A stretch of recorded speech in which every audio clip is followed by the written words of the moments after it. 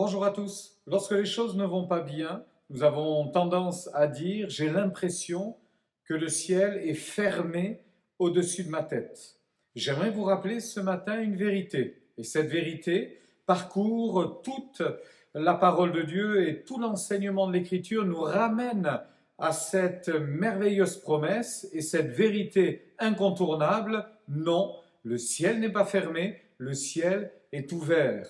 Déjà, dans l'Ancien Testament, nous voyons un homme qui s'appelle Jacob, qui, à un moment donné très particulier de sa vie, il a besoin d'être encouragé. Et ceci va se faire au travers d'un rêve. Alors qu'il dort, il nous est dit qu'à un moment donné, il voit une échelle plantée sur la terre et dont le sommet touche au ciel.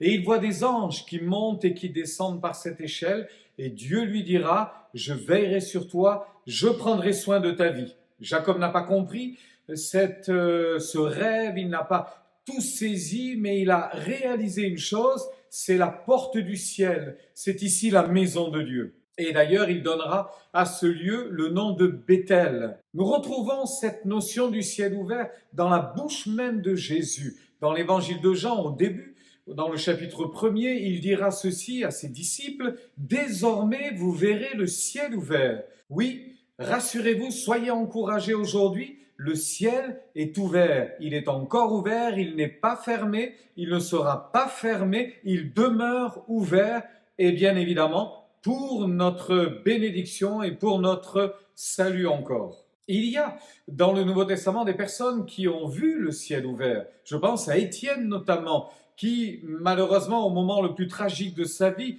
quand il est malmené, traîné hors de la ville, et il nous est dit qu'à ce moment-là, juste avant de mourir, il verra le ciel ouvert et Jésus debout à la droite de Dieu. L'apôtre Jean, dans l'Apocalypse, va vivre une autre expérience, voyant également le ciel ouvert, il verra Jésus dans la gloire, Jésus glorieux. Alors, réjouissons-nous de ce que le ciel est ouvert. Cela signifie pour nous que nous pouvons crier à lui, nous pouvons crier à Dieu, nous pouvons nous adresser à Dieu. Il entend nos requêtes, il entend nos prières et il agira et il bénira, il manifestera sa bienveillance à notre égard et il vous soutiendra encore aujourd'hui. Non, entendez bien, le ciel n'est pas fermé, même si les temps sont durs, même si les temps sont difficiles, comptez sur la faveur et la grâce de Dieu, il est fidèle et il vous bénira encore. Je vous souhaite une belle journée bénie.